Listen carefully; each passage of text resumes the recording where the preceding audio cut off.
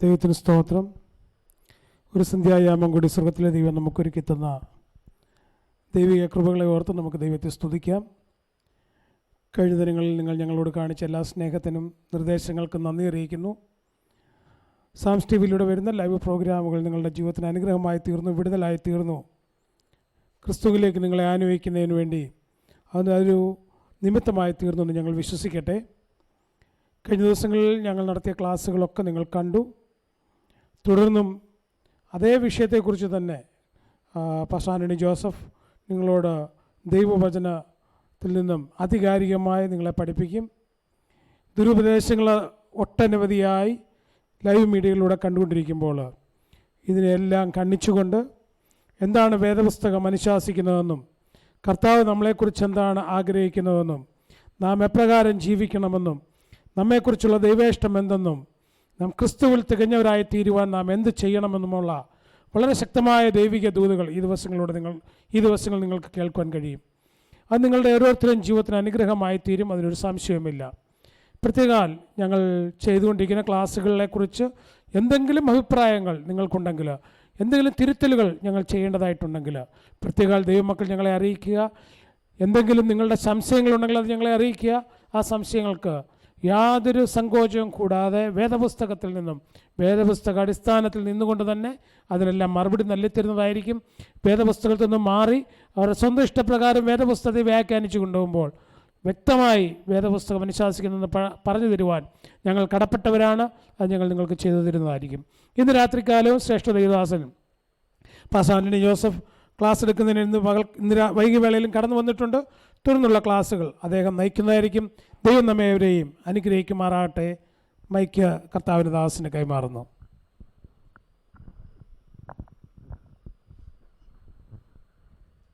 ഡോഗ്മയുടെ 30ാമത്തെ എപ്പിസോഡിലേക്ക് സ്വാഗതം ചെയ്യുന്നു. കഴിഞ്ഞ ദിവസങ്ങളിലൊക്കെ നമുക്ക് ഈ ക്ലാസ്സുകൾ കേൾക്കുവാൻ അത് പഠിക്കുവാനൊക്കെ കർത്താവ് കൃപ ചെയ്തുവല്ലോ. ഇന്ന് രാത്രിയിലും ദൈവകരങ്ങളിലേക്ക് നമ്മളെ ഏൽപ്പിച്ച് ഈ തിരുവചന ഭാഗങ്ങൾ നമുക്ക് പഠിക്കുവാൻ കർത്താവ് കൃപ തരേണ്ടതിന് നമുക്ക് ദൈവസ്നാമത്തിൽ പ്രാർത്ഥിക്കാം. ഫാദർ ദാനിയൽ പൂവനത്തിൽ അദ്ദേഹം സ്തോത്രം പ്രസംഗിച്ച ഒരു പ്രസംഗത്തിൻ്റെ ക്ലിപ്പ് 25 മിനിറ്റ് 23 സെക്കൻഡുള്ള ഒരു ക്ലിപ്പ്, അതിനെ ആധാരമാക്കിയാണ് നമ്മൾ ഈ ദിവസങ്ങൾ ക്ലാസ്സുകൾ എടുക്കുന്നത്. അതിലെ കഴിഞ്ഞ അതേ ക്ലാസ് നമ്മൾ അവസാനിക്കുന്നത് വിശുദ്ധ പാരമ്പര്യം, ആ പാരമ്പര്യത്തിലാണ് ഞങ്ങൾ വിശ്വസിക്കുന്നത് എന്നുള്ളതിനെക്കുറിച്ചായിരുന്നു. അത് വാസ്തവത്തിൽ വിശുദ്ധ പാരമ്പര്യമല്ല, അശുദ്ധ പാരമ്പര്യമാണ്. അത് സ്തോത്രം ദൈവസഭയ്ക്കോ ദൈവവചനത്തിനോ നിരക്കാത്ത കാര്യങ്ങളാണ് കാലാകാലങ്ങളിലായിട്ട് റോമ മതത്തിൽ അത് ഉൾപ്പെടുത്തിയിരിക്കുന്നത്. അതാണ് നമ്മൾ 10 നൂറ്റാണ്ടുകൾ അല്ലെങ്കിൽ 1000 വർഷം വരെയുള്ള 1000 വർഷം വരെയുള്ള ദുരുപദേശങ്ങൾ എങ്ങനെയാണ് ഈ കത്തോലിക്ക മതത്തിൽ കടന്നു വന്നത് എന്നുള്ളതിനെക്കുറിച്ച് ചിന്തിപ്പാൻ അത് ഇടയായിത്തീർന്നു. ഇന്ന് രാത്രിയിലും നമുക്ക് അതേ തിരുവചന ഭാഗത്തേക്ക് കടന്നു വരാം. അതിനു മുമ്പായിട്ട് അദ്ദേഹത്തിൻ്റെ പ്രസംഗത്തിൻ്റെ അതേ ഭാഗം ഒന്ന് ശ്രദ്ധിക്കുന്നത് നല്ലതായിരിക്കും. ആദ്യത്തെ 4 നൂറ്റാണ്ടുകളിൽ ബൈബിൾ ഉണ്ടായിരുന്നില്ല, സഭയുണ്ടായിരുന്നുള്ളൂ. ആ സഭ 2000 വർഷമായിട്ട് വിശ്വസിക്കുകയും പാലിക്കുകയും ചെയ്യുന്ന ആ വിശ്വാസത്തിന്റെ പേരാണ് പാരമ്പര്യം. അതാണ് ഞങ്ങൾ വിശ്വസിക്കുന്നത്.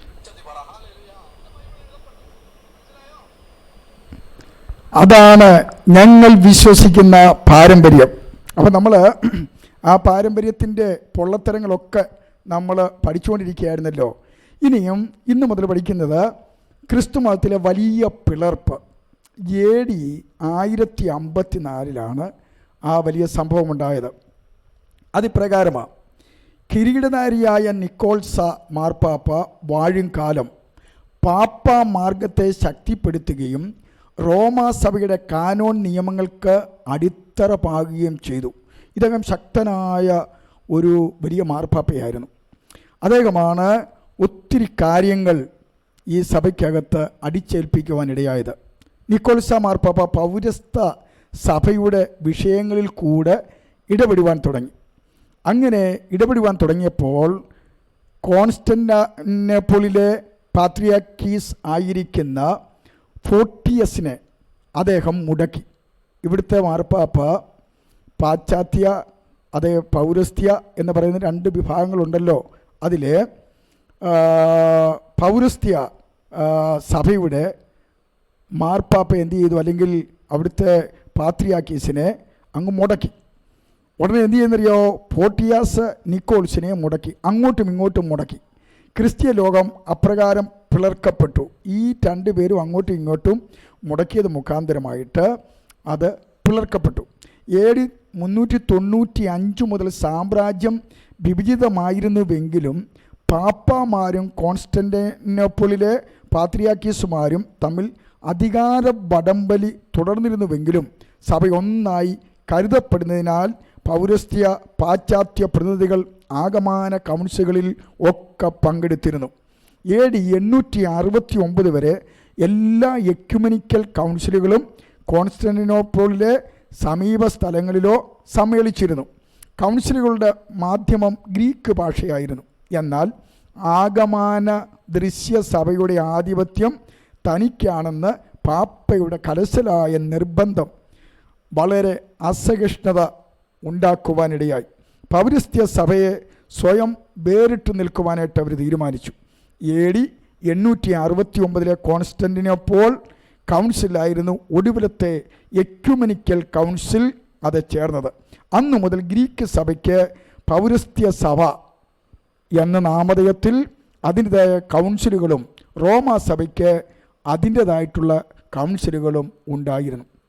നൂറ്റാണ്ടുകളായി ഉണ്ടായിരുന്ന പിളർപ്പ് കൂടുതൽ വിസ്തൃതമാകുകയും അത് ചെയ്തത് AD 1054 അത് ക്രൂസൈഡുകളുടെ കാലത്ത് പോപ്പ് ഇന്നസെൻ്റ് മൂന്നാമൻ്റെ സൈന്യം കോൺസ്റ്റന്റിനോപ്പിളിൻ്റെ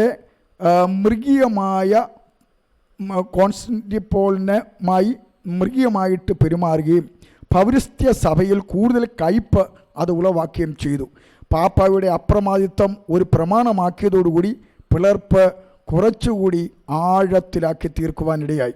രണ്ട് സഭകളും തമ്മിൽ വിശ്വാസത്തിലും ആചാരത്തിലുമുള്ള വൈപരീത്യം അന്യോന്യം ഉണ്ടായിരുന്നു. അസൂയ, സൗന്ദര്യപ്പിണക്കം, പാപ്പയുടെയും പാത്രിയാർക്കീസിൻ്റെയും അധികാരഭ്രമം ഇവയാണ് രണ്ടാകുവാനായിട്ട് കാരണം.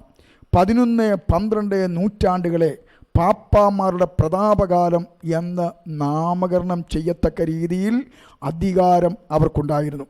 പത്രോസ്ലീഹായുടെ പിൻഗാമികളാണെന്ന് അഭിമാനിച്ചു വന്ന പാപ്പാമാരുടെ അഭിമാനവും അധികാരവും ശക്തിയും എന്ന പോലെ തന്നെ അവരിൽ ചിലരുടെ അഹംഭാവവും മുഷ്കും അത്യുച്ച നിലയിൽ എത്തിയ ഒരു കാലഘട്ടമായിട്ടാണ് ഇത് ഗണിക്കുന്നത്. ഈ കാലഘട്ടത്ത് 11, 12 നൂറ്റാണ്ട് റോമിലെ ബിഷപ്പെന്നോ പാശ്ചാത്യ സഭകളുടെ മേലധ്യക്ഷനെന്നോ ഉള്ള സ്ഥാനം കൊണ്ട് തൃപ്തിപ്പെടാതെ ചക്രവർത്തിമാരെ പോലും രാജാക്കന്മാരെ പോലും അതേ ആത്മീയപരമായും ലൗകികപരമായും സകല അധികാരങ്ങളും ഞങ്ങൾക്കുണ്ട് എന്ന് പറഞ്ഞ് അതേ യൂറോപ്പിൽ തന്നെയല്ല സർവ്വലോകത്തിൻ്റെയും ആധിപത്യം ഞങ്ങൾക്ക് കരസ്ഥമാക്കണമെന്ന് പറഞ്ഞ് മുൻപോട്ട് പോയ ഒരു കാലഘട്ടമാണ് ഈ 11, 12 നൂറ്റാണ്ടുകൾ. വീരശൂര പരാക്രമികളായ പല രാജാക്കന്മാരെയും പാപ്പാമാർ കൊമ്പു കുത്തിച്ചിട്ടുള്ളത് ഈ കാലത്താണ്. അപ്പോൾ അത്രമാത്രം അപ്രമാദിത്യമുള്ള അധികാരമുള്ള ഒരു പേരും അതിൻ്റെ പ്രസ്ഥാനവുമായിട്ട് ഈ കത്തോലിക്ക മതം അത് മാറപ്പെട്ടു. പോപ്പ് എന്ന അധികാരം ഏറ്റവും ശ്രേഷ്ഠകരമായിട്ട് തീരുവാനിടയായി. ഇനിയും കുർബാന എന്ന ബലി കാണണമെന്ന് ഈ കാലഘട്ടത്തിലാണ് 11-ാം നൂറ്റാണ്ടിലാണ് എല്ലാവരും അത് ദിവ്യബലി അല്ലെങ്കിൽ കുർബാന കാണണമെന്നുള്ള നിയമം അവർ കൊണ്ടുവന്നത്. മാത്രമല്ല AD 1073 ഏപ്രിൽ മാസം 22-ാം തീയതി ഗിർഗറി 7 എന്നു പേരോട് കൂടി ഹിൽഡി ബ്രാൻഡ് മാർപ്പാപ്പയായി അവരോധിച്ചു. തൻ്റെ ഭരണം കൊണ്ട് 2 പ്രധാന കാര്യങ്ങൾ കത്തോലിക്ക മതത്തിൽ സാധിച്ചു. ഒന്ന്, സഭയെ സാമ്രാജ്യത്തിൻ്റെയും ചക്രവർത്തിയുടെയും ബന്ധനത്തിൽ നിന്നും സ്വതന്ത്രമാക്കി. എന്ന് പറഞ്ഞാൽ സ്വതന്ത്രമായിട്ടുള്ള ഒരു സംവിധാനമായിട്ട് കത്തോലിക്ക മതം മാറി. 2, പുരോഹിതന്മാരുടെ അസാൻമാർഗീയ നടപ്പുകളൊക്കെയും നിർത്തലാക്കുവാനായിട്ട് താൻ തീരുമാനിച്ചു. ഈ 2 കാര്യങ്ങളാണ് അദ്ദേഹത്തിൻ്റെ കാലയളവിൽ അത് ഉണ്ടായത്. അതുമാത്രമല്ല, പട്ടക്കാർ പലരും പരസ്യമായി തന്നെ ദുർമാർഗങ്ങളിൽ ജീവിക്കുന്നവരായിരുന്നു. അതുകൊണ്ട് എന്ത് ചെയ്തു? AD 1074 ഗിർഗറി പാപ്പയുടെ അധ്യക്ഷതയിൽ നടത്തിയ ഒരു കൗൺസിലിൽ വെച്ച് പട്ടക്കാരും അതേ വിവാഹം ചെയ്തുകൂടാ എന്നും വിവാഹം ചെയ്തിട്ടുള്ളവർ തങ്ങളുടെ ഭാര്യമാരെ ഉപേക്ഷിക്കണമെന്നും നിയമം പാസാക്കി. ശ്രദ്ധിക്കണം, 1074 AD 1074 വരെ എല്ലാ പട്ടക്കാരും മേൽപ്പട്ടക്കാരും ബിഷപ്പുമാരും വിവാഹിതരായിരുന്നു. എന്നാൽ ഈ ഗിരിഗരി അതേ പാപ്പയുടെ കാലഘട്ടത്തിൽ വിവാഹം ചെയ്യുവാൻ പാടില്ലെന്നും വിവാഹം ചെയ്തവർ അവരെ ഉപേക്ഷിക്കണമെന്നും അത് നിയമം പാസാക്കി. അങ്ങനെ ദൈവവചനത്തിൽ പറഞ്ഞ ഒരു കാര്യം കൂടി നിവർത്തിയായി. അതെന്താണ്? അതിങ്ങനെയാണ്. 1 തിമോഥെയോസിൻ്റെ ലേഖനം അതിൻ്റെ 3-ാം അധ്യായം 1-ാമത്തെ വാക്യത്തിൻ്റെ അകത്ത് ഒരച്ഛൻ അല്ലെങ്കിൽ മെത്രാൻ അല്ലെങ്കിൽ ബിഷപ്പ് അല്ലെങ്കിൽ മൂപ്പൻ അതേ വിവാഹിതനാകണം എന്ന് പറയുന്ന ആ നിയമമാണ്, ആ കൽപ്പനയാണ് കാറ്റിൽ പറപ്പിച്ചത്. അത് ഇപ്രകാരം വായിച്ച് നമുക്ക് കേൾക്കാമല്ലോ. വായിച്ചാട്ട്. ഒരുവൻ അധ്യക്ഷസ്ഥാനം കാക്ഷിക്കുന്നുവെങ്കിൽ നല്ല വേല ആഗ്രഹിക്കുന്നു എന്നുള്ളത് വിശ്വാസയോഗ്യമാകുന്നു. അടുത്തത്, എന്നാൽ അധ്യക്ഷൻ നിരപവാദിയനായി ഏകഭാര്യയുടെ ഭർത്താവും നിർമ്മതനും ജിതേന്ദ്രിയനും സുശീലനും അതിഥിപ്രിയനും ഉപദേശിപ്പാൻ സമർത്ഥനുമായിരിക്കണം. അടുത്തത്, മദ്യപ്രിയനും തല്ലുകാരനും അരുത്. അടുത്തത്, ശാന്തനും കലഹിക്കാത്തവനും ദ്രവ്യാഗ്രഹമില്ലാത്തവനും സ്വന്തം കുടുംബത്തെ നന്നായി ഭരിക്കുന്നവനും മക്കളെ പൂർണ്ണ ഗൗരവത്തോടെ അനുസരണത്തിൽ പാലിക്കുന്നവനുമായിരിക്കണം. സ്വന്തം കുടുംബത്തെ ഭരിക്കുവാൻ അറിയാത്തവൻ ദൈവസഭയെ എങ്ങനെ പരിപാലിക്കും? അപ്പോൾ 1074 എടുത്ത തീരുമാനം കണ്ടോ? അതേ വിവാഹം പാടില്ല എന്ന്. അതുകൊണ്ട് ദൈവത്തിൻ്റെ വചനത്തിന് വിരോധമായിട്ടാണ് കത്തോലിക്ക മതം അതേ പോകുന്നത്. തീത്തോസിൻ്റെ ലേഖനം അതിന് 1-ാം അധ്യായം 5-ാം വാക്യത്തിലും ഇത് തന്നെ പറയുന്നു. വായിച്ചാട്ട്. ഞാൻ ക്രേത്തയിൽ നിന്നെ വിട്ടേച്ച് പോന്നത് ശേഷിച്ച കാര്യങ്ങളെ ക്രമത്തിലാക്കേണ്ടതിനും ഞാൻ നിന്നോട് ആജ്ഞാപിച്ചതുപോലെ പട്ടണം തോറും മൂപ്പന്മാരെ ആക്കി വെക്കേണ്ടതിനും തന്നെ. അടുത്തത്, മൂപ്പൻ കുറ്റമില്ലാത്തവനും ഏകഭാര്യയുള്ളവനും ദുർനടപ്പിന്റെ ശ്രുതിയോ അനുസരണക്കേടോ ഇല്ലാത്തവനായ വിശ്വാസികളായ മക്കളുള്ളവനുമായിരിക്കണം. അത് വളരെ വ്യക്തമായിട്ട് കഴിഞ്ഞ എപ്പിസോഡിൽ ഞാൻ ഓർപ്പിച്ചതാ. ഈ എബ്രായ ലേഖനം 13:4 പറയുന്നുണ്ട്, വിവാഹം എല്ലാവർക്കും മാന്യമാണ്. അത് തിരുമേനിക്കും ഐമേനിക്കും വിശ്വാസികൾക്കും എല്ലാവർക്കും ദൈവം പറയുന്നത്. അപ്പോൾ അത് നിരോധിച്ചത് AD 1074 എങ്ങനെ നിരോധിച്ചു? 1 തിമോഥെയോസിൻ്റെ ലേഖനം 4-ാം അധ്യായം 1 മുതൽ താഴോട്ട് വായിക്കുമ്പോൾ അവിടെ വായിക്കുന്നത് ഇങ്ങനെയാണ്. എന്നാൽ ഭാവികാലത്ത് ചിലർ വ്യാജാത്മാക്കളെയും ഭൂതങ്ങളുടെ ഉപദേശങ്ങളെയും ആശ്രയിച്ച് ഭോഷ്ക് പറയുന്നവരുടെ കപടത്താൽ വിശ്വാസം ത്യജിക്കുമെന്ന് ആത്മാവ് തെളിവായി പറയുന്നു. അടുത്തത്, അവർ സ്വന്തം മനസാക്ഷിയിൽ ചൂടുവെച്ചവരായി വിവാഹം വിലക്കുകയും. അപ്പോൾ ആരാണ് വിലക്കുന്നത്?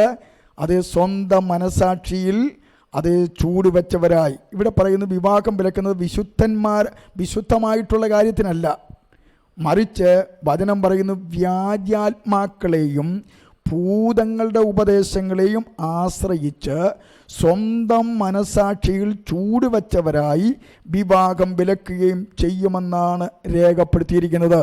അതുപോലെ തന്നെ സംഭവിച്ചു. ഭാവി കാലത്തെന്നും പറഞ്ഞാൽ തുടങ്ങുന്നത്. ഭാവി കാലം 10-ാം നൂറ്റാണ്ട് AD 1073 അത് കൂടി. എന്നിട്ട് 1074 പാപ്പ അത് നിയമമാക്കി പ്രഖ്യാപിച്ചു. അപ്പോൾ നിങ്ങൾ ശ്രദ്ധിച്ചേ, അതേ സ്തോത്രം. ഇതെല്ലാമാണ് ഫാദർ ദാനിയേൽ ഭവനത്തിൽ പറയുന്ന പാരമ്പര്യം, ബൈബിളുമായിട്ട് യാതൊരു ബന്ധവുമില്ലാത്ത പാരമ്പര്യം. അതേ സ്തോത്രം, മറ്റ് മതങ്ങളിൽ നിന്ന് കടമെടുത്ത അതേ പാരമ്പര്യങ്ങളാണ് അവർ ഈ രേഖപ്പെടുത്തിക്കൊണ്ടിരിക്കുന്നത്. ഇനി അടുത്തത് കൊന്തച്ചൊല്ലൽ ആരംഭിച്ചതിനെക്കുറിച്ചാണ് അത് നമ്മൾ പഠിക്കുവാനായിട്ട് പോകുന്നത്. ഏറ്റവും പുരാതന കാലം മുതൽക്കേ ടിബറ്റിലും ബുദ്ധമത വിശ്വാസത്തിൽപ്പെട്ട മറ്റ് കിഴക്കൻ രാജ്യങ്ങളിലും രുദ്രാക്ഷമാല ഉപയോഗിക്കുമായിരുന്നു. പ്രത്യേക മാസങ്ങൾ ഇതിന് വളരെ പ്രാധാന്യം കൊടുത്ത് ഉരുവിട്ട് ജൽപ്പനം ചെയ്യുമായിരുന്നു. അതിൻ്റെ മുന്നോടിയായിട്ടാണ് ഈ മാതാവിനോടുള്ള വണക്കമാസം തുടങ്ങുമ്പോഴത്തേക്കും അനേകർ ഇത് ഈ കൊന്ത ഉരുട്ടൽ അത് കൂടുതലായിട്ട് ഉപയോഗിക്കുന്നത്. ഇതുപോലെ മറ്റ് മതങ്ങളിലും ചില മാസങ്ങൾ കേന്ദ്രീകരിച്ച് അവർ കൂടുതൽ സമയം ഈ ജൽപ്പനം ചെയ്യുമായിരുന്നു. ശാരീരിക രക്ഷയ്ക്കായി ഇവ കഴുത്തിൽ അത് ധരിക്കുമായിരുന്നു. കഴുത്തിൽ മാത്രമല്ല, ചിലരുടെ കൈകളിലും ഇത് ധരിക്കുമായിരുന്നു. വിശുദ്ധ ബൈബിളിൽ അപ്പസ്തോല പ്രവൃത്തികളുടെ പുസ്തകം 19-20 അധ്യായങ്ങളിൽ പറയുന്ന അർത്തമീസ് ദേവിയുടെ അല്ലെങ്കിൽ ഡയാനയുടെ കഴുത്തിൽ ഇട്ടിരുന്ന രുദ്രാക്ഷമാല വളരെ പ്രസിദ്ധി ആർജിച്ചവയാണ്. നമ്മുടെ ഇന്ത്യയിലുള്ളവർ പോലും രുദ്രാക്ഷമാല ധരിക്കാറുണ്ടായിരുന്നു. ഇത് കണ്ടും കേട്ടും മനപരിവർത്തനമില്ലാതെ മതപരിവർത്തനം ചെയ്യുന്നവർ AD 1090 രുദ്രാക്ഷമാല പോലെയുള്ള ഒന്ന് സഭയിൽ കൊണ്ടുവരികയും ഈ ജാതീയമായിട്ടുള്ള പേരായ രുദ്രാക്ഷമാലയ്ക്ക് ക്രിസ്തീയ പേര് ചാർത്തി അതാണ് കൊന്ത എന്ന പേരിൽ, ഓമന പേരിൽ അറിയപ്പെടുന്നത്. തുടർന്ന് ഈ വർഷത്തിൽ തന്നെ പ്രാർത്ഥനയിൽ കൊന്തമണികൾ എണ്ണി പ്രാർത്ഥിക്കണം, അല്ലെങ്കിൽ അതിന് റോസരി എന്നാണ് പറയുന്നത് എന്ന നിയമം കൊണ്ടുവന്നു 1090. എല്ലാവരും എല്ലാ ഭവനങ്ങളിലും കൊന്തമണികൾ ചൊല്ലി അത് പഴുത്തോ എന്ന് അതേ ഇങ്ങനെ എണ്ണി അതേ സ്തോത്രം പ്രാർത്ഥിക്കണം എന്ന് നിയമം കൊണ്ടുവന്നതും AD 1090. അന്ന് തുടങ്ങിയ ആചാരം ഇന്നും ജപമാല പ്രാർത്ഥനയിൽ ഏറ്റവും മുൻപന്തിയിൽ നിൽക്കുന്നത് നമുക്ക് കാണുവാനായിട്ട് കഴിയും. ഇന്ന് ഈ ജപമാല യന്ത്രത്തിരച്ചിൽ പോലെ ചൊല്ലി ജൽപ്പനം ചെയ്തുകൊണ്ടിരിക്കുകയാണ്. അത് വഴിയിലൂടെ ഇപ്പോൾ ജപമാല ചൊല്ലൽ പരിപാടി കത്തോലിക്ക മതം ആരംഭിച്ചിരിക്കുന്നു. മറ്റേത് പള്ളിക്കകത്തും അതുപോലെ തന്നെ സന്ധ്യാനമസ്കാരത്തിനും ഒക്കെ ഉണ്ടായിരുന്നുള്ളൂ. ഇപ്പോൾ അതിൻ്റെ വ്യാപ്തി കൂട്ടി ഈ ദുരാചാരം ബാബിലോണിയ മതത്തിൽ നിന്നും മറ്റു മതങ്ങളിൽ നിന്നും ഒക്കെ കടമെടുത്ത അതേ ദൈവസഭയ്ക്ക് അകത്താണെന്നും പറഞ്ഞുകൊണ്ട് കാട്ടിക്കൂട്ടുന്ന പേക്കൂത്തുകളാണ് ഇവയൊക്കെയും. കർത്താവ് ഇതിനെക്കുറിച്ച് പറയുന്നത്, പ്രാർത്ഥിക്കുമ്പോൾ നിങ്ങൾ ജാതികളെ പോലെ എന്ത് ചെയ്യരുത്, ജൽപ്പനം ചെയ്യരുത്. നമുക്ക് വായിക്കാം മത്തായിയുടെ സുവിശേഷം 6-ാം അധ്യായം 7-ാമത്തെ വാക്യത്തിൻ്റെ അകത്ത് കർത്താവ് വിളിച്ചു പറയുന്ന യാഥാർത്ഥ്യം ഇതാണ്. വായിച്ചാട്ടെ. പ്രാർത്ഥിക്കയിൽ നിങ്ങൾ ജാതികളെ പോലെ കേട്ടോ, ജൽപ്പനം ചെയ്യരുത്. പ്രാർത്ഥിക്കയിൽ നിങ്ങൾ എന്ത് ചെയ്യരുത്, ജാതികളെ പോലെ ജൽപ്പനം ചെയ്യരുത്. അടുത്തത്, അതിഭാഷണത്താൽ ഉത്തരം കിട്ടുമെന്നാണല്ലോ അവർക്ക് തോന്നുന്നത്. അടുത്തത്, അവരോട് തുല്യരാകരുത്. അവരോട് നിങ്ങൾ തുല്യരാകരുത്. നിങ്ങൾക്ക് ആവശ്യമുള്ളത് ഇന്നതെന്ന് ശ്രദ്ധിച്ചേ. അതുകൊണ്ട് ഈ കൊന്ത ഉരുട്ടിയത് കൊണ്ടോ ഈ കാര്യങ്ങളൊക്കെ ചെയ്തതുകൊണ്ട് യാതൊരു പ്രയോജനവും നമുക്ക് ലഭിക്കുന്നില്ല എന്ന് നമുക്ക് മനസ്സിലാവും. അപ്പോൾ കൊന്ത കൊണ്ടുവന്നത് AD 1090. ഇനി അടുത്ത വലിയൊരു പാരമ്പര്യം നിങ്ങൾക്ക് കേൾക്കേണ്ടത് അത്യാവശ്യമാണ്. അത് സ്തോത്രം, പാരമ്പര്യമല്ല, വിശുദ്ധ പാരമ്പര്യമല്ല, അശുദ്ധ പാരമ്പര്യം. അത് പാപമോചന ചീട്ടെന്ന് പറയുന്ന ഒരു പരിപാടിയാണ്. പട്ടക്കാരൻ അല്ലെങ്കിൽ പുരോഹിതനും ഐമേനി അല്ലെങ്കിൽ വിശ്വാസി എന്ന വലിയ വിടവ് അതേ അധികാരികൾ ഉണ്ടാക്കി എന്നുള്ളത് നമുക്ക് ഈ മതത്തെ നോക്കിയാൽ കാണുവാനായിട്ട് കഴിയും. പൗരോഹിത്യ ചക്രവർത്തിമാരെയും വിശ്വാസികളെയും ഭയപ്പെടുത്തി ഭരിക്കുന്ന ഒരു കാലഘട്ടമായിരുന്നല്ലോ ഈ 11-12 അത് നൂറ്റാണ്ടുകൾ. കാലാകാലങ്ങളിലായി കൂദാശകൾ കൊണ്ടുവന്ന് പാപം വിശ്വാസികളെ കൊണ്ട് മുട്ടുമടക്കിപ്പിച്ച ഒരു കാലം.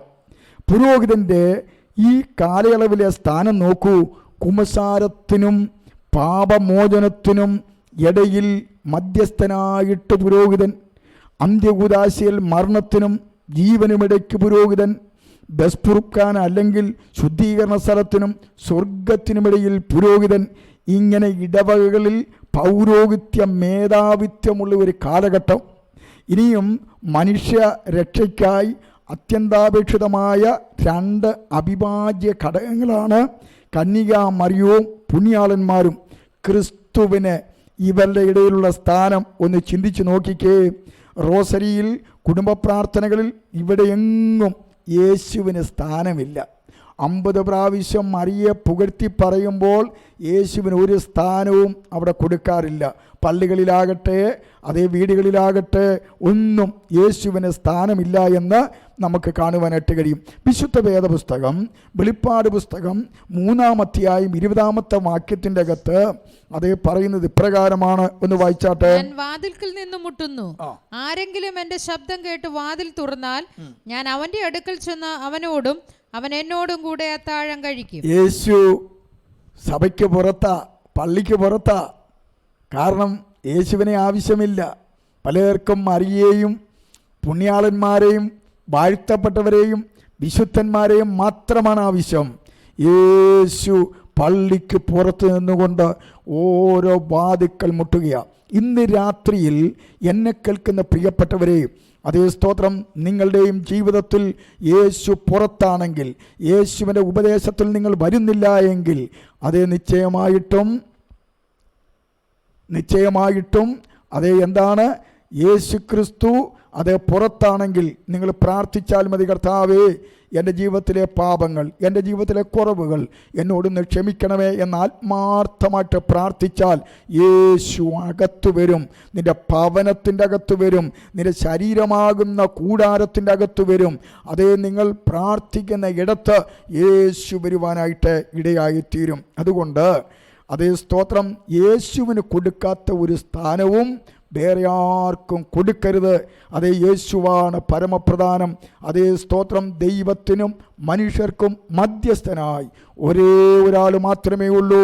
അത് നസ്രയനായ യേശു ക്രിസ്തുവാണ് എന്ന് നമുക്ക് കാണുവാനായിട്ട് കഴിയും. പൗരോഹിത്യം എന്തു പറഞ്ഞാലും അടിമയെപ്പോലെ കേൾക്കുന്ന വിശ്വാസ സമൂഹം, പാപത്തിന് വില വാങ്ങി പാപമോചനം നൽകുവാൻ റോമ മതം തീരുമാനിച്ചു. അത് എന്നാണെന്ന് ചോദിച്ചാൽ AD 1190 പാപമോചന ചീട്ടുകൾ വിൽക്കുവാൻ തുടങ്ങി. അത് ഇടക്കാലത്തെ എതിർപ്പ് മുഖാന്തരം നിർത്തിയെങ്കിലും വത്തിക്കാനിൽ സ്ഥിതി ചെയ്യുന്ന പത്രോസിൻ്റെ ബസിലിക്കായുടെ പണി പൂർത്തീകരിക്കുവാൻ ലിയോ 10 മാർപ്പാപ്പ പണമില്ലാതെ വിഷമിച്ചു. അതിന് പണമുണ്ടാക്കുവാൻ താൻ ഒരു എളുപ്പ വഴി കണ്ടുപിടിച്ചു. ദണ്ഡ വിമോചനം അല്ലെങ്കിൽ പാപമോചന ചീട്ട്. ഉടൻ തന്നെ ജനങ്ങളുടെ ഇടയിലേക്ക് ഇറങ്ങി ദണ്ഡവിമോചനങ്ങളുടെ മഹത്തീകരണത്തെക്കുറിച്ച്, അതിൻ്റെ പ്രാധാന്യത്തെക്കുറിച്ച് അങ്ങോട്ട് വിവരിച്ചു. വിശുദ്ധ പത്രോസിൻ്റെ ദേവാലയത്തിൻ്റെ പ്രാധാന്യം, അത് പടുത്തുയർത്തുന്നതിന് വേണ്ടി വരുന്ന ഭീമമായ പണച്ചെലവും അവരുടെ പ്രസംഗ വിഷയമായിരുന്നു. എന്നോട് പറയാം, വിശുദ്ധ പത്രോസിൻ്റെ ദേവാലയം പണിയണം, അതിന് കാശില്ല. കാശുണ്ടാക്കാൻ വേണ്ടിയിട്ട് കണ്ടുപിടിച്ച പരിപാടിയാണ് പാപമോചന ചീട്ട്. അപ്പം ഞാൻ ഒരു കാര്യം കൂടെ ഇതിൻ്റെ ഇടയ്ക്കെന്ന് പറയുക, ഈ ഭാഗം വിടുന്നില്ല. ഈ ദാനിയേൽ പൂനത്തിൽ അച്ഛൻ ഇപ്രകാരമാണ് പറഞ്ഞത്. തോമാച്ചൻ്റെ സഭ, കറിയാച്ചൻ്റെ സഭ എന്നൊക്കെ പറഞ്ഞ് പെന്തക്കോസ്ത് സഭകളെ കളിയാക്കിയിട്ടുണ്ട്. അച്ഛാ, ഞാൻ കഴിഞ്ഞ ഒരു എപ്പിസോഡിൽ പറഞ്ഞതുപോലെ അച്ഛന് വായന വളരെ കുറവാണ്. അറ്റ്ലീസ്റ്റ് ബൈബിളെങ്കിലും ഒരു പ്രാവശ്യമെങ്കിലും വായിക്കണം. വായിച്ചാൽ ഇങ്ങനെയുള്ള പൊട്ടത്തരങ്ങളൊന്നും പറയത്തില്ല. അച്ഛാ, ഈ ആദ്യ കാലങ്ങളിൽ ഭവനങ്ങളിലായിരുന്നു ആരാധന തുടങ്ങിയത്, സഭകൾ ആരംഭിച്ചത്. 1-2 ഉദാഹരണങ്ങൾ വേണമെങ്കിൽ ഞാൻ എടുത്ത് അച്ഛനെ കാണിക്കാം. അതല്ലല്ലോ നമ്മുടെ വിഷയം. ഒന്ന്, റോമാ ലേഖനത്തിലേക്ക് വരുമ്പോൾ, ഒന്ന് എടുക്കാമോ? റോമാ ലേഖനം 16-ാം അധ്യായം അതിൻ്റെ 3 മുതൽ 5 വരെയുള്ള വാക്യം വായിക്കുമ്പോൾ ഇന്ന് അച്ഛൻ കളിയാക്കുന്നത് പോലെ അതേ തോമാച്ചൻ്റെയും കറിയാച്ചൻ്റെയും ഒക്കെ വീടുകളിൽ ആരംഭിച്ച സഭ അത് ആ പേരിൽ അറിയപ്പെടുന്നത്. അതിന് ഞങ്ങൾക്കൊരു ബുദ്ധിമുട്ടും തോന്നാറില്ല. അച്ഛന് ബുദ്ധിമുട്ട് തോന്നുന്നെങ്കിലും വായിച്ചു. ക്രിസ്തുവേശുവിൽ എന്റെ കൂട്ടുവേലക്കാരായ അഖിലാവെയും വന്ദനം ചെയ്യുവി. പ്രിസ്കയും അക്വിലാവിനെയും വന്ദനം ചെയ്യുന്നു. അടുത്തത്, അവർ എന്റെ പ്രാണന് വേണ്ടി തങ്ങളുടെ കഴുത്ത് വെച്ചു കൊടുത്തവരാകുന്നു. അടുത്തത്, അവർക്ക് ഞാൻ മാത്രമല്ല ജാതികളുടെ സകല സഭകളോടും കൂടെ നന്ദി പറയുന്നു. അടുത്തത്, അവരുടെ വീട്ടിലെ സഭയെയും വന്ദനം ചെയ്തു. അവരുടെ പ്രിസ്കില്ലയുടെയും അക്വിലാവിന്റെയും വീട്ടിലെ സഭ അല്ലാതെ അച്ഛൻ പറയുന്നത് പോലെ വലിയ ബസിലിക്ക പണിതുണ്ടാക്കുകയല്ലായിരുന്നു. വലിയ വിശുദ്ധ പത്രോസിൻ്റെ ദേവാലയം പണിയല്ലായിരുന്നു. അന്ന് വീടുകളിലായിരുന്നു ഈ പള്ളി, വീടുകളിലായിരുന്നു ചർച്ച്. അക്വിലാസിൻ്റെയും പ്രിസ്കില്ലയുടെയും ഭവനത്തിലെ ചർച്ച്. അങ്ങനെ പല ഭാഗത്ത് രേഖപ്പെടുത്തിയിട്ടുണ്ട്. അച്ഛന് താണ്ട് വേറൊരു ഉദാഹരണം കൂടെ. ഫിലോമൻ്റെ ലേഖനം 1-2 വാക്യങ്ങൾ വായിക്കുമ്പോൾ, ഫിലോമോൻ്റെ അതേ ലേഖനത്തിൻ്റെ അകത്ത് 1-2 വാക്യങ്ങൾ വായിക്കുമ്പോൾ ഫിലോമൻ്റെ വീട്ടിലൊരു ദേവാലയം അല്ലെങ്കിൽ ഒരു പള്ളി അല്ലെങ്കിൽ ഒരു സഭ അങ്ങനെയാണ് അവിടെ എഴുതി വെച്ചിരിക്കുന്നത്. അതുകൊണ്ട് അച്ഛൻ അറ്റ്ലീസ്റ്റ് ബൈബിളെങ്കിലും ഒന്ന് വായിക്കണ്ടേ? എന്തിനു പറയുന്നു, ഈ പുതിയ നിയമമെങ്കിലും ഒന്ന് വായിക്കണ്ടേ? ഈ വായിക്കാൻ ചുമ്മാ വിടുവായിത്തരം അത് പറഞ്ഞുകൊണ്ട് നടത്താതെ ഒരു പുതിയ നിയമം വായിക്കാൻ ഒത്തിരി ഒന്നും സമയം വേണ്ട. ഒരാഴ്ചത്തെ ധ്യാനം ഒന്ന് മാറ്റിവെച്ച് മുട്ടുമ്മേലിരുന്ന് ഈ തിരുവചനം പുതിയ നിയമമെങ്കിലും അറ്റ്ലീസ്റ്റ് വായിച്ചിട്ട് മറ്റുള്ളവരെ പഠിപ്പിക്കാൻ നോക്ക്. അവിടെ വായിക്കുന്നത് ശ്രദ്ധിച്ച്. ഫിലോമോന്റെ ലേഖനം 1-2 വാക്യങ്ങൾ. ക്രിസ്തുവേശുവിന്റെ ബദ്ധനായിരിക്കുന്ന പൗലോസും സഹോദരനായ തിമത്തിയോസും ഞങ്ങളുടെ പ്രിയനും കൂട്ടുവേലക്കാരനായ ഫിലോമോൻ എന്ന നിനക്കും സഹോദരിയായ അപ്പിയയ്ക്കും ഞങ്ങളുടെ സഹപഠനായ അർക്കിപ്പോസിനും നിന്റെ വീട്ടിലെ സഭയ്ക്കും. അയ്യോ, ഫിലോമോന് നിന്റെ വീട്ടിലെ സഭ. ആ സഭ എങ്ങനെയാണ് അറിയപ്പെടുന്നത്? ഫിലോമോന്റെ സഭ. അങ്ങനെ ഞങ്ങളുടെ തോമാച്ചൻ തുടങ്ങിയെന്ന സഭ വീട്ടിൽ, അതിന് തോമാച്ചൻ്റെ സഭയെന്ന് പറയും. അതേ സ്തോത്രം. ആ വീട്ടുപേരിൽ അറിയപ്പെടാൻ. പക്ഷേ സാക്ഷാൽ സഭ ആരുടേതാണെന്നറിയാമോ? അതേ സ്തോത്രം, യേശു ക്രിസ്തുവിൻ്റെ സഭയാണ്. ആ സഭ ഒരു വീട്ടിൽ കുറച്ചുപേർ രക്ഷിക്കപ്പെട്ട് സ്നാനപ്പെട്ട് അവർ കർത്താവിന് സത്യത്തിലും ആത്മാവിലും ആരാധിക്കുമ്പോൾ അങ്ങനെ പേര് വന്നു. ഇവിടെ ശ്രദ്ധിച്ച്, ഫിലോമോൻ്റെ വീട്ടിലെ സഭ എന്ന. അതുകൊണ്ട് അച്ഛാ, ഒരു പ്രാവശ്യമെങ്കിലും തിരുവചനമൊക്കെ ഒന്ന് വായിക്കണം. വായിച്ചെങ്കിലേ കാര്യങ്ങൾ മനസ്സിലാകത്തുള്ളൂ. ഈ ബസിലിക്കായൊക്കെ വന്നതേ, ഈ വലിയ വലിയ പള്ളി വന്നതേ, കുസ്തന്തീനോസ് എന്ന് പറയുന്ന ചക്രവർത്തി മനപരിവർത്തനമില്ലാതെ മതപരിവർത്തനം ചെയ്തപ്പോൾ അത് കൊണ്ടുവന്ന സംവിധാനങ്ങളൊക്കെയാ. അതല്ലാതെ അതിനു മുമ്പ് 3 നൂറ്റാണ്ടുകളിൽ ഗുഹയ്ക്കകത്തും വീടുകളിലും മരച്ചുവട്ടിലും മരുഭൂമിയിലും കണ്ട ഇടങ്ങളിലൊക്കെ 2-3 പേരുടെ നാമത്തിൽ എവിടെ കൂടിയാലും അവരുടെ മധ്യേ ഇറങ്ങി വരാമെന്ന് പറഞ്ഞ കർത്താവിൻ്റെ സാന്നിധ്യമുള്ള സകല ഇടങ്ങളിലും ഇരുന്നു കൊണ്ട് ആരാധിച്ചവരെ സഭയെന്നാ വിളിച്ചത്. അങ്ങനെയാണെങ്കിൽ അതേ സ്തോത്രം, ഈ സഭ ഏറ്റവും ശ്രേഷ്ഠകരമായ അനുഗ്രഹിക്കപ്പെട്ട സഭയാകിയാൽ ഞങ്ങൾ ദൈവത്തെ മഹത്വപ്പെടുത്തുന്നു, ദൈവത്തെ സ്തുതിക്കുന്നു. ഇനിയും നമ്മൾ ആ പറഞ്ഞു വന്ന വിഷയത്തിലേക്ക് വരാം. പാപമോചന ചീട്ട്. ഇത് പാപമോചന ചീട്ട് ഭയങ്കരം തട്ടിപ്പാണ്. അച്ഛന്മാരുടെ ഏറ്റവും വലിയ തട്ടിപ്പായിരുന്നു ഇത്. കഴിഞ്ഞ കാല പാപം മോചിച്ച് കിട്ടും, വരും കാലത്ത് ചെയ്യുവാനിരിക്കുന്ന പാപത്തിനും മോചനം കിട്ടും. മാത്രമല്ല മരിച്ചവരുടെ പാപവും മോചിക്കുമെന്നാണ് ഇവർ തട്ടിവിട്ടത്, പ്രസംഗിച്ചത്. മതിയായ അത് നല്ല പരിപാടിയായിട്ട്, നല്ല പിരിവായിട്ട് അവർക്കത് തീർന്നു. കാരണം എല്ലാവർക്കും ഇഷ്ടമല്ലേ, ഏത് പാപം ചെയ്താലും പണം കൊടുത്താൽ മതി. ഇനി ചെയ്യാൻ പോകുന്ന പാപത്തിനും പണം കൊടുത്താൽ മതി. ഇനി മരിച്ചാലും രക്ഷപ്പെടാൻ എന്ത് ചെയ്തേച്ചാൽ മതി? പണം കൊടുത്തേച്ചാൽ മതി. പണം കൊടുത്ത് പാപമോചനം പ്രാപിക്കുവാനായിട്ട് അവർ തയ്യാറായി. എന്തെന്ത് അബദ്ധമാണ്! അതേ സ്തോത്രം. വിശുദ്ധ വേദപുസ്തകവുമായിട്ട് ഒരു ബന്ധവുമില്ലാത്ത അശുദ്ധ പാരമ്പര്യം. എന്നിട്ട് ഇവർ ഈ പാപത്തിന് ഇത്ര രൂപ എന്ന് കണക്കിട്ടു. ഞാൻ കുറച്ച് എഴുതിക്കൊണ്ട് വന്നിട്ടുണ്ട്, അത് ഞാൻ വായിച്ച് അത് കേൾപ്പിക്കാം. പാപത്തിൻ്റെ ഇനം തിരിച്ച് നിശ്ചയിച്ചിട്ടുള്ള വില കാണുക. 1, കൈക്കൂലി വാങ്ങി പട്ടം കൊടുത്താൽ 7 രൂപ 12 അണ. കള്ളം പറയുകയോ വഞ്ചിച്ചെടുക്കുകയോ ചെയ്താൽ 7 രൂപ.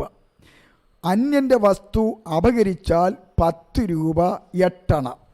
അന്യൻ്റെ പുരയ്ക്ക് തീ വച്ചാൽ 8 രൂപ. നോയിമ്പിൽ ഇറച്ചി കഴിച്ചാൽ, ശ്രദ്ധിക്കണം, നോയിമ്പിൽ ഇറച്ചി കഴിച്ചാൽ 8 രൂപ. ഐമേനിയെ അല്ലെങ്കിൽ വിശ്വാസിയെ കൊന്നാൽ 5 രൂപ.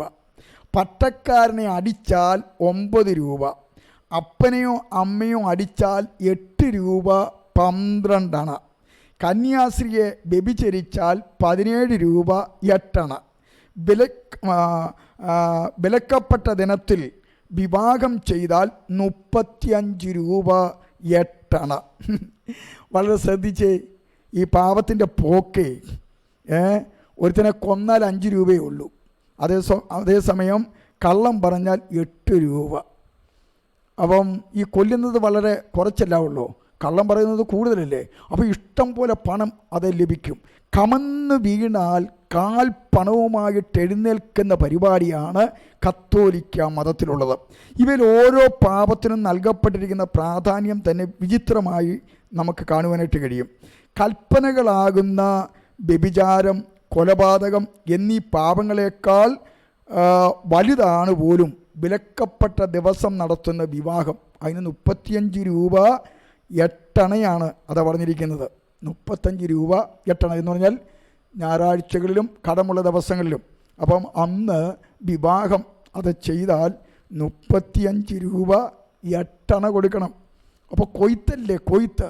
കത്തോലിക്ക മതം ഇങ്ങനെയുള്ള കാര്യങ്ങൾ അങ്ങോട്ട് അടിച്ചേൽപ്പിക്കുമ്പോൾ പാപം അടിമയെപ്പോലെ പ്രതികരിക്കുവാൻ കഴിയാത്ത വിശ്വാസികൾ ഓ അച്ഛ ഓ എന്നും പറഞ്ഞ് ഇതെല്ലാം കേട്ട് ചെയ്തുകൊണ്ടിരിക്കുക. ദിവസങ്ങളെ സൃഷ്ടിച്ച ദൈവം എല്ലാ ദിവസവും നല്ലതെന്നാണ് കണ്ടത്. അല്ലാതെ ഇന്ന ദിവസത്തിന് പ്രാധാന്യവും ഇന്ന ദിവസത്തിന് മോശവും എൻ്റെ ദൈവം അത് കൽപ്പിച്ചില്ല. ആ ദൈവത്തിൻ്റെ പരമാധികാരത്തെയാണ് റോമാ മതം ചോദ്യം ചെയ്യുന്നത്. ഇനി ഒരു കാര്യം ചോദിച്ചു കൊള്ളട്ടെ, ഇങ്ങനെ പൈസ കൊടുത്താൽ തീരുന്നതാണോ പാപമോചനം? നമ്മുടെ പാപങ്ങൾ പൈസ കൊടുത്താൽ തീരുമോ? ഒരിക്കലുമില്ല. അതേ നമ്മൾ വായിക്കാൻ പോവുകയാണ്. ഈ പാപത്തെ വിശുദ്ധ വേദപുസ്തകത്തിൽ പല ഗ്രീക്ക് പദങ്ങൾ ഉപയോഗിച്ചിട്ടുണ്ടെങ്കിലും ഏറ്റവും ശ്രേഷ്ഠകരമായിട്ടുള്ളൊരു ഗ്രീക്ക് പദമാണ് ഹമാർട്ടിയ. അതിൻ്റെ അർത്ഥം മിസ്സിങ് ദ മാർക്ക്, ഉന്നം തെറ്റുക, ലക്ഷ്യം തെറ്റുക എന്നർത്ഥമാണ് ഇതിനുള്ളത്. അപ്പം പാപം സാർവത്രികമാണ്. നമ്മൾ വായിക്കുന്നുണ്ട് റോമർക്കെഴുതിയ ലേഖനം 3-ാം അധ്യായം അതിൻ്റെ 10-ാമത്തെ വാക്യത്തിലേക്ക് വരുമ്പോൾ പാപം സാർവത്രികമാണ്. ആരുമില്ല കേട്ടോ, നീതിമാൻ ആരുമില്ല. സ്വർഗം ഈ ഉലകം മുഴുവൻ നോക്കുമ്പോഴത്തേക്കും പറയുന്നത് നീതിമാൻ ആരുമില്ല, ഒരുത്തൻ പോലുമില്ല.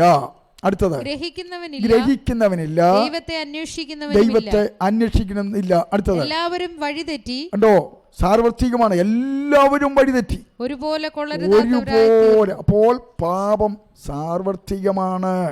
അതേ സ്തോത്രം. എന്നിട്ട് വായിക്കുന്നു റോമർക്കെഴുതിയ ലേഖനം 3:23 എന്താ വായിക്കുന്നത്? ഒരു വ്യത്യാസവുമില്ല, എല്ലാവരും പാപം ചെയ്ത് ദൈവതേജസ് ഇല്ലാത്തവരായി തീർന്നു, അവന്റെ കൃപയാൽ മതി. അപ്പം ഒരു വ്യത്യാസവുമില്ല, എല്ലാവരും പാപം ചെയ്ത് ദൈവ തേജസ് ഇല്ലാത്തവരായി തീർന്നു. ഇനിയും ഈ പാപത്തിൻ്റെ സ്വഭാവം അല്ലെങ്കിൽ പ്രകൃതി എന്ന് പറയുന്നത് എന്താണ്? വിശുദ്ധ വേദപുസ്തകം പഠിപ്പിക്കുന്നത് റോമാലേഖനം 6-ാം അധ്യായം 23-ാമത്തെ വാക്യത്തിൽ വായിക്കുന്നത് ഇങ്ങനെയാണ്: പാപത്തിന്റെ ശമ്പളം മരണമത്രേ. പാപത്തിന്റെ ശമ്പളം മരണമാണ്, ദൈവത്തിന്റെ കൃപാവരമോ നമ്മുടെ കർത്താവായ യേശു ക്രിസ്തുവിൽ നിത്യജീവൻ തന്നെ. നമ്മൾ ഇനി ശ്രദ്ധിച്ചേ, ഒരു മനുഷ്യൻ അമ്മയുടെ ഉദരത്തിൽ ഉരുവാകുമ്പോൾ തന്നെ ജന്മനാൽ അവൻ പാപിയാണെന്ന് ആ വിശുദ്ധ വേദപുസ്തകം പഠിപ്പിക്കുന്നത്. സങ്കീർത്തനങ്ങളുടെ പുസ്തകം 51-ാം സങ്കീർത്തനം അതിൻ്റെ 5-ാമത്തെ വാക്യത്തിൽ അതേ ഇപ്രകാരം സങ്കീർത്തനക്കാരൻ പറയുകയാണ്, വായിച്ച്, ഇതാ ഞാൻ അകൃത്യത്തിൽ ഉരുവായി, ഇതാ ഞാൻ അകൃത്യത്തിൽ ഉരുവായി, പാപത്തിൽ എൻ്റെ അമ്മ എന്നെ ഗർഭം ധരിച്ചു. കണ്ടോ? അപ്പോൾ അമ്മയുടെ ഉദരത്തിൽ വെച്ച് തന്നെ ആളാരായി തീർന്നു? പാപിയായിട്ട് തീർന്നു. ജനനത്തിന് ശേഷം മനുഷ്യൻ മനഃപൂർവം അവൻ്റെ ശരീര അവയവങ്ങളെ പാപത്തിന് ദാസന്മാരായി അടിമകളാക്കി സമർപ്പിക്കുകയാണ് ചെയ്യുന്നത്. റോമാലേഖനം 6-ാം അധ്യായം അതിൻ്റെ 16-ാമത്തെ വാക്യത്തിൽ അത് വളരെ വ്യക്തമായിട്ട് രേഖപ്പെടുത്തുന്നു. നിങ്ങൾ ദാസന്മാരായി അനുസരിപ്പാൻ നിങ്ങളെ തന്നെ സമർപ്പിക്കുകയും നിങ്ങൾ അനുസരിച്ചു പോരുകയും ചെയ്യുന്നതിനാൽ ദാസന്മാരാകുന്നു എന്ന് അറിയുന്നില്ലയോ? അടുത്തത്, ഒന്നുകിൽ മരണത്തിനായി പാപത്തിന്റെ ദാസന്മാർ, അല്ലെങ്കിൽ നീതിക്കായി അനുസരണത്തിന്റെ ദാസന്മാർ തന്നെ. ഉണ്ടോ? അപ്പോൾ പാപത്തിൻ്റെ ദാസന്മാരായിട്ട് അടിമകളായി സമർപ്പിക്കപ്പെട്ടവരായിട്ട് തീർന്നു മനുഷ്യവർഗം. അതുകൊണ്ട് പാപത്തിൽ തുടരുന്ന മനുഷ്യന് തൻ്റെ ജന്മത്തെയും ആദാമിനെയും പഴിചാരി പാപത്തിൻ്റെ ഉത്തരവാദിത്വത്തിൽ നിന്നും ഒഴിഞ്ഞു മാറുവാൻ ഒരിക്കലുമാവില്ല. പ്രായോഗിക തലത്തിൽ ദൈവത്തോടും മനുഷ്യനോടും പാപം ചെയ്യുന്ന മനുഷ്യൻ അതിന് കണക്ക് കൊടുക്കുവാൻ ബാധ്യസ്ഥനാണ്. ഏതു മനുഷ്യനും വ്യക്തിപരമായിട്ട് പാപികളായിരിക്കിയാൽ പാപത്തിന് കണക്ക് കൊടുക്കണം. അതിന് ഇന്ന രൂപ കൊടുത്താൽ കാര്യം സാധ്യമാകത്തില്ല. അതേ സ്തോത്രം. അതിന് ദൈവത്തിൻ്റെ ചില വ്യവസ്ഥകളുണ്ട്. അതാണ് നമ്മളിനിയും താഴോട്ട് അത് വായിക്കുവാനായിട്ട് പോകുന്നത്. പാപം സകലരിലേക്കും വ്യാപരിക്കുവാനിടയായിത്തീർന്നു. അത് സകലരെയും മലിനമാക്കുന്നതാണ് ഈ പാപം എന്ന് നമുക്ക് കാണുവാൻ കഴിയും. റോമർക്കെഴുതിയ ലേഖനം അതിന് 5-ാം അധ്യായം 12-ാമത്തെ തിരുവെഴുത്തിലേക്ക് നമ്മൾ വരുമ്പോഴത്തേക്കും അവിടെ കാണുന്നത് ഇപ്രകാരമാണ്, അതുകൊണ്ട് ഏക മനുഷ്യനാൽ പാപവും പാപത്താൽ മരണവും എന്ത് ചെയ്തു? ലോകത്തിലേക്ക് പരന്നു. പാപം സാക്രമിക രോഗം പോലെയാണ്, ആർബുദം പോലെ, ക്യാൻസറേ. അതേ സ്തോത്രം, അങ്ങ് വ്യാപരിക്കും. പെട്ടെന്ന് ഇത് വ്യാപരിക്കുന്നത്.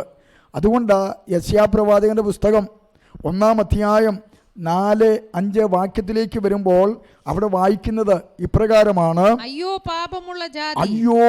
പാപമുള്ള ജാതി, അകൃത്യഭാരം ചുമക്കുന്ന ജനം, ദുഷ്പ്രവർത്തിക്കാരുടെ സന്തതി, വഷളായി നടക്കുന്ന മക്കൾ, അവർ യഹോവയെ ഉപേക്ഷിച്ച് ഇസ്രായേലിന്റെ പരിശുദ്ധനെ നിരസിച്ച് പുറകോട്ട് മാറിക്കളഞ്ഞിരിക്കുന്നു.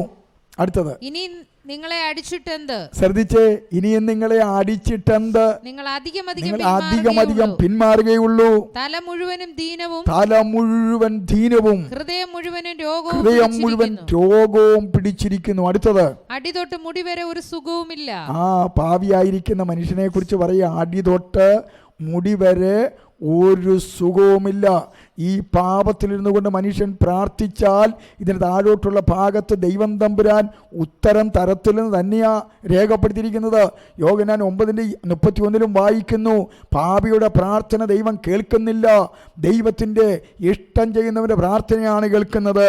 അങ്ങനെ മനുഷ്യൻ പാപത്തിന് അടിമപ്പെട്ട് ജീവിക്കുക.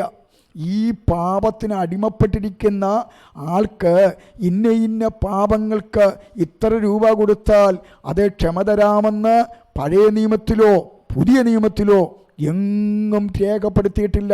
അത് വ്യാജ പരിപാടിയാണ്. അത് തിരുവചനത്തിൽ ഇല്ലാത്ത കാര്യമാണ്. സ്വർഗം പോലും ക്ഷമിക്കാത്ത കാര്യമാണെന്നുള്ള കാര്യം നിങ്ങൾ മറന്നു പോകരുത്. അത് വിശുദ്ധ പാരമ്പര്യവുമായിട്ടാണ് നമ്മുടെ അച്ഛൻ വന്നിരിക്കുന്നത്. ഇനി നമ്മൾ വിശുദ്ധ വേദപുസ്തകത്തിലേക്ക് ശ്രദ്ധിക്കുമ്പോൾ വിവിധ തരം പാപങ്ങളെക്കുറിച്ച് നമുക്ക് കാണുവാൻ കഴിയും. ഒന്നാമത് ദൈവകൽപ്പന ലംഘിക്കുന്നത് ആ പാപം. നിങ്ങൾ വീട്ടിലിരിക്കുമ്പോൾ വായിച്ച് നമുക്ക് സമയത്തിൻ്റെ കുറവുള്ളതുകൊണ്ട് പുറപ്പാട് പുസ്തകം 20-ാം അധ്യായം ദൈവം കൊടുത്ത കൽപ്പനയാണ്. ആ കൽപ്പനയിൽ ഏകദൈവമായിരിക്കുന്ന ദൈവത്തെ ആരാധിക്കണം, വിഗ്രഹങ്ങൾ ഉണ്ടാക്കരുത്, ദൈവത്തിൻ്റെ നാമം വൃഥാ ഉപയോഗിക്കരുത് എന്നൊക്കെ പറഞ്ഞ് ദൈവത്തിൻ്റെ വചനത്തിൽ വളരെ ശക്തമായിട്ട് രേഖപ്പെടുത്തിയിട്ടുണ്ട്.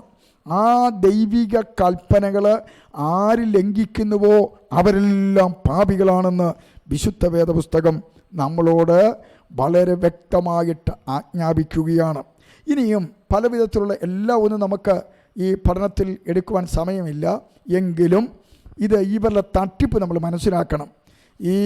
ഇത്ര വലിയ പാപം ചെയ്തിട്ട് 7 അണ കൊടുത്താൽ 8 അണ കൊടുത്താൽ അതേ 8 രൂപ കൊടുത്താൽ ക്ഷമിക്കുന്നതല്ല പാപം. ഇവിടുത്തെ മുഴുവൻ ലോകവും കൊടുത്താൽ അത് യേശുക്രിസ്തുവിനോട് പാപങ്ങൾ ഏറ്റുപറയാതെ യേശുക്രിസ്തുവിൻ്റെ രക്തം മൂലമല്ലാതെ പാപമോചനം ലഭിക്കത്തില്ല. അപ്പോൾ അതുകൊണ്ട് ആരോടൊക്കെയാണ് പാപങ്ങൾ ചെയ്യുന്നത്? വിവിധ തരത്തിലുള്ള പാപങ്ങളുണ്ട്. ഒന്ന്, ദൈവത്തിനെതിരെയുള്ള പാപം.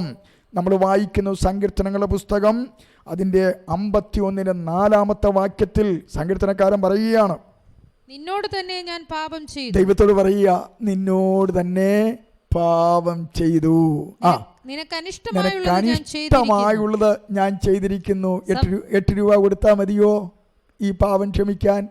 ദൈവത്തോട് ചെയ്ത പാപം ക്ഷമിക്കാൻ 8 രൂപയോ 10 രൂപയോ കൊടുത്താൽ മതിയോ? കത്തോലിക്ക മതം മറുപടി പറയേണ്ടതാ.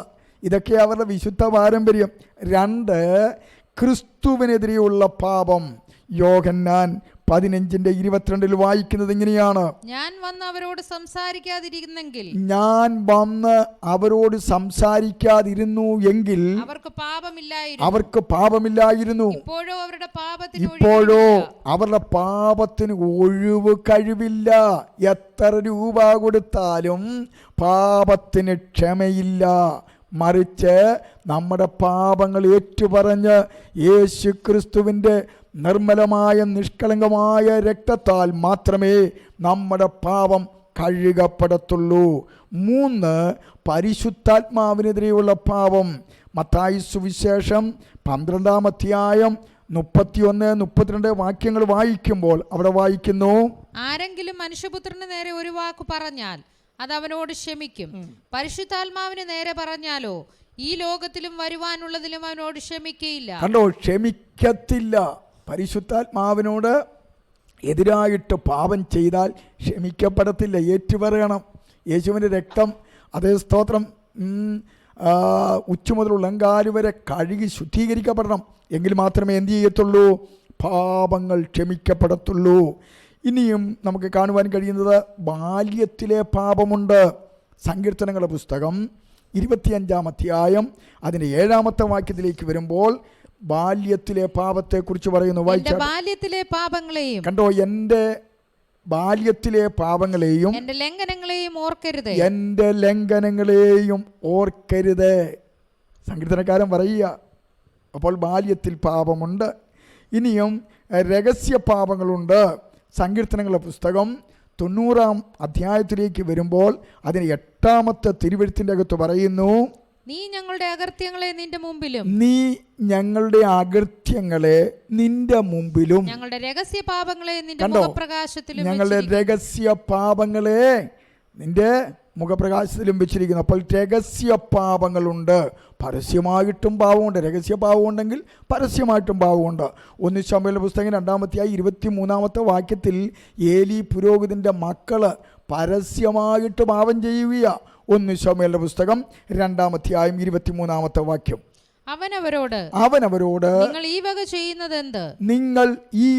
ചെയ്യുന്നത് എന്ത്? നിങ്ങളുടെ ദുഷ്പ്രവൃത്തികളെ കുറിച്ച് ഈ ജനമൊക്കെയും പറഞ്ഞു ഞാൻ കേൾക്കുന്നു. കണ്ടോ, നിങ്ങളുടെ ദുഷ്പ്രവൃത്തികളെ കുറിച്ച് ഈ ജനം പരസ്യമായിട്ട് പാപം ചെയ്യുക, ആളുകൾ കാണുക. അതുകൊണ്ട് പറയുകയാണ്, നിങ്ങളുടെ ദുഷ്പ്രവൃത്തികളെ കുറിച്ച് ഈ ജനം പറയുന്നത് ഞാൻ കേൾക്കുന്നുവല്ലോ.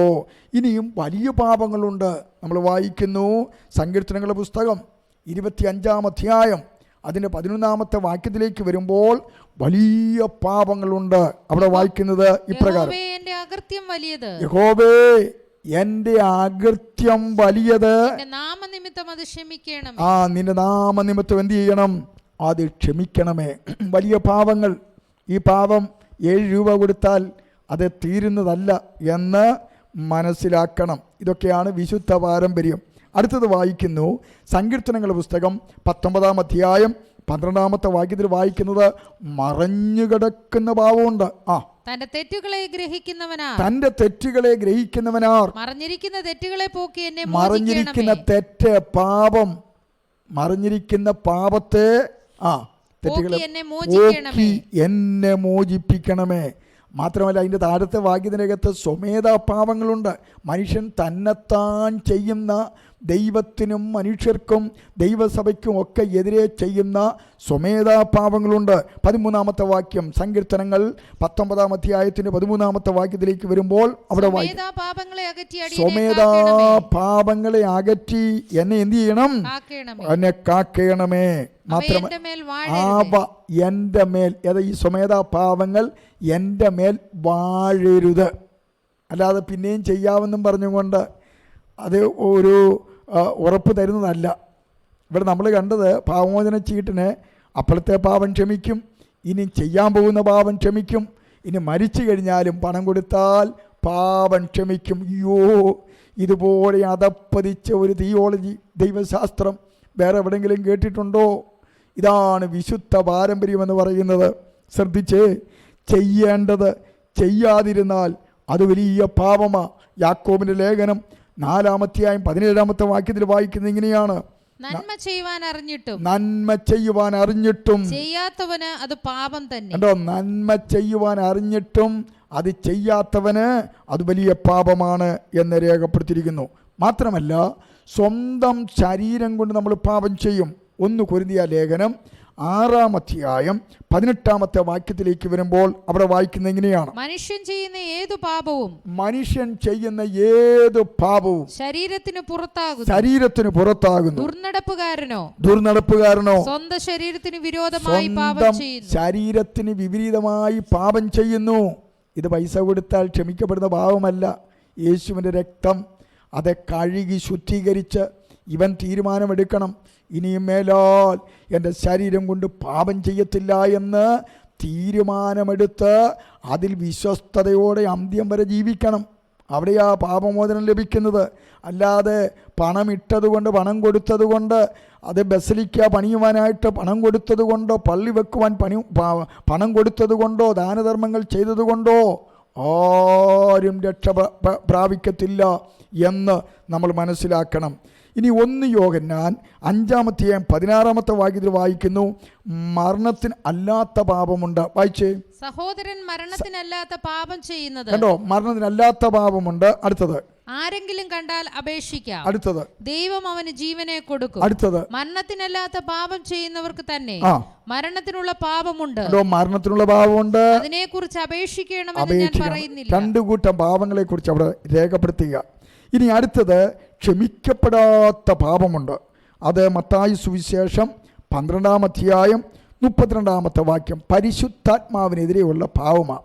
മത്തായിയുടെ സുവിശേഷം അതിൻ്റെ 12-ാം അധ്യായം 32-ാമത്തെ വാക്യം, ആരെങ്കിലും മനുഷ്യപുത്രന് നേരെ ഒരു വാക്കു പറഞ്ഞാൽ അത് അവനോട് ക്ഷമിക്കും. അടുത്തത്, പരിശുദ്ധാത്മാവിന് നേരെ പറഞ്ഞാലോ ഈ ലോകത്തിലും വരുവാനുള്ളതിലും അവനോട് ക്ഷമിക്കുകയില്ല. അടുത്തത്, മുറുകെ പറ്റുന്ന പാപമുണ്ട്. അത് എബ്രായ ലേഖനം അതിൻ്റെ 12-ാം അധ്യായം 1-2 വാക്യത്തിൻ്റെ അകത്താണ് രേഖപ്പെടുത്തിയിരിക്കുന്നത്. അവിടെ വായിക്കുന്നു, എബ്രായ ലേഖനം 12-ന്റെ 1-2 വാക്യങ്ങൾ, ആകയാൽ നാമും സാക്ഷികളെ ഇത്ര വലിയൊരു സമൂഹം നമുക്ക് ചുറ്റും നിൽക്കുന്നത് കൊണ്ട് സകല ഭാരവും മുറുകെ പറ്റുന്ന പാപവും വിട്ട് നമുക്ക് മുമ്പിൽ വെച്ചിരിക്കുന്ന ഓട്ട സ്ഥിരതയോടെ ഓടുക. ഇനി അടുത്തത് 1 യോഹന്നാൻ 5:17 വായിക്കുന്നത്, ഏത് അനീതിയും പാപമാണ്. വായിച്ചാട്ട് 1 യോഹന്നാൻ 5-ാം അധ്യായം 17-ാം വാക്യം, ദൈവത്തിൽ നിന്ന് ജനിച്ചവനാരും പാപം ചെയ്യുന്നില്ല. ഏത് അനീതിയും പാപമാകുന്നു. മരണത്തിനല്ലാത്ത പാപമുണ്ട്. അപ്പോൾ ശ്രദ്ധിച്ചേ, ഇങ്ങനെയുള്ള വലുതും ചെറുതുമായ പാപം, സ്വമേധാ പാപം, ശരീരത്തിലുള്ള പാപം, വലിയ പാപങ്ങൾ, ഇതിനൊക്കെ പരിഹാരം എവിടുന്നാണ് ലഭിക്കുന്നത്? നമ്മൾ വായിക്കുന്നത് യെശയ്യാ പ്രവാചകന്റെ പുസ്തകം അതിൻ്റെ 64-ാം അധ്യായം 6-ാം വാക്യത്തിൽ ഇപ്രകാരം ഒരു വാക്യം കൊടുത്തിട്ടുണ്ട്. ആ 64:6 അവിടെ വായിക്കുന്നത്, ഞങ്ങളെല്ലാവരും അശുദ്ധനെ പോലെ ആയിരിക്കുന്നു. ഞങ്ങളുടെ നീതി പ്രവൃത്തികളൊക്കെ കണ്ടോ, ഞങ്ങളുടെ നീതി പ്രവൃത്തികളൊക്കെയും കറപിരണ്ട തുണി പോലെ. അടുത്തത്, ഞങ്ങളെല്ലാവരും ഇല പോലെ വാടിപ്പോകുന്നു. ഞങ്ങളുടെ അകൃത്യങ്ങൾ ഞങ്ങളെ കാറ്റുപോലെ പറപ്പിച്ചു കളയുന്നു. അപ്പൊ ഇതിൽ നിന്നും മോചനം നേടുവാൻ എന്ത് നീതി പ്രവൃത്തി ചെയ്താലും സാധ്യമല്ല. അതിന് ദൈവത്തിൻ്റെതായിട്ടുള്ള വ്യവസ്ഥയുണ്ട്. അതിനു വേണ്ടി എന്ത് ചെയ്തു? കാലത്തികമെങ്കിൽ യേശു കർത്താവിനെ ഈ ലോകത്തിലേക്ക് അയച്ചു. അതാണ് മത്തായിയുടെ സുവിശേഷം 1-ാം അധ്യായം 21-ാമത്തെ വാക്യത്തിൽ നമ്മൾ വായിക്കുന്നുണ്ട്. അവൾ ഒരു മകനെ പ്രസവിക്കും. അവൻ തന്റെ ജനത്തെ അവരുടെ പാപങ്ങളിൽ നിന്നും രക്ഷിപ്പാനിരിക്കൊണ്ട് നീ അവനെ യേശു എന്ന് പേര് ഇടണം. അപ്പോൾ പാപങ്ങളിൽ നിന്നും വിടുവിക്കുവാൻ വേണ്ടിയിട്ടാണ് കർത്താവായ യേശു ക്രിസ്തു ഈ ലോകത്തിലേക്ക് വന്നത്. ഒന്നുകൂടെ പറഞ്ഞാൽ 1 തിമോഥെയോസിന്റെ ലേഖനം അതിൻ്റെ 1-ാം അധ്യായം 15-ാമത്തെ വാക്യത്തിൽ ഇപ്രകാരം രേഖപ്പെടുത്തിയിരിക്കുന്നത്. 1 തിമോഥെയോസ് 1:15 വായിക്കുന്നുണ്ട്, ക്രിസ്തുയേശു പാപികളെ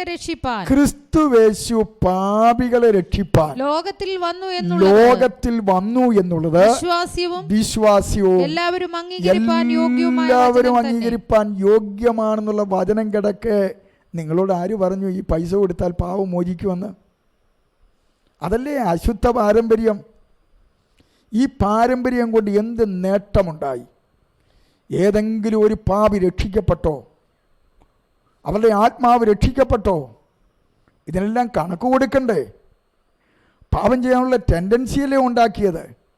അംബാനിയെപ്പോലെ ഇഷ്ടം പോലെ പണമുള്ളവൻ എന്നാൽ പോരട്ടെ, ഇത്ര രൂപയല്ലേ ഉള്ളൂ, കുറച്ച് പാപം കൂടെ ചെയ്യാമെന്ന് പറഞ്ഞ് പാപം ചെയ്യത്തില്ലേ? എന്ത് പോഷത്തരങ്ങളാണ് നിങ്ങൾ ഈ കാണിക്കുന്നത്? എന്നിട്ട് ഇത് ഞങ്ങളുടെ വിശുദ്ധ പാരമ്പര്യമാണെന്ന് നാണമില്ലേ അച്ഛാ ഇങ്ങനെയൊക്കെ പറയുവാൻ? ഒരു പ്രാവശ്യമെങ്കിലും ബൈബിൾ വായിക്കണം. എന്നിട്ട് വേണം ഈ പാരമ്പര്യങ്ങളെക്കുറിച്ചൊക്കെ അത് തട്ടിവിടാനായിട്ട്. യോഹന്നാന്റെ സുവിശേഷം 1-ാം അധ്യായം 29-35 വാക്യത്തിൻ്റെ അകത്ത് യേശുവിൻ്റെ പരസ്യ ശുശ്രൂഷയെ കണ്ടുകൊണ്ട് സ്നാപകയോഹന്നാൻ വിളിച്ചു പറയുക. വായിച്ചാട്ടെ. പിറ്റേന്നാൾ യേശു തന്റെ അടുക്കൽ വരുന്നത് കണ്ടിട്ട് ഇതാ ലോകത്തിന്റെ പാപത്തെ ചുമക്കുന്ന ദൈവത്തിന്റെ കുഞ്ഞാട്. അതിൻ്റെ അകത്ത് വൈസയില്ലച്ച തലചായിക്കാൻ ഇടമില്ലാത്ത ഒരു കർത്താവാ വന്നത്. മത്തായിയുടെ സുവിശേഷം 17-ാം അധ്യായം 24 മുതൽ വാക്യത്തിനകത്ത് ടാക്സുകാർ കയറി പിടിച്ചു. പത്രോസിനെയാണ് പിടിച്ചത്. ശീമോനോട്, നിന്റെ ഗുരു ടാക്സ് കൊടുക്കുന്നില്ല. കൈ പണമില്ലായിരുന്നു കേട്ടോ. ചൂണ്ടയും കൊടുത്ത് ഗലീല കടലിലേക്ക് പത്രോസിനെ പറഞ്ഞയച്ചു. ആദ്യം കിട്ടുന്ന മത്സ്യത്തിൻ്റെ വായ്ക്കകത്തുണ്ട് എനിക്കും നിനക്കും കൊടുക്കാനുള്ള ടാക്സ്, കരം കൊടുക്കുവാൻ. അല്ലാതെ പാപം മോചിക്കുന്ന പരിപാടിയല്ലായിരുന്നു.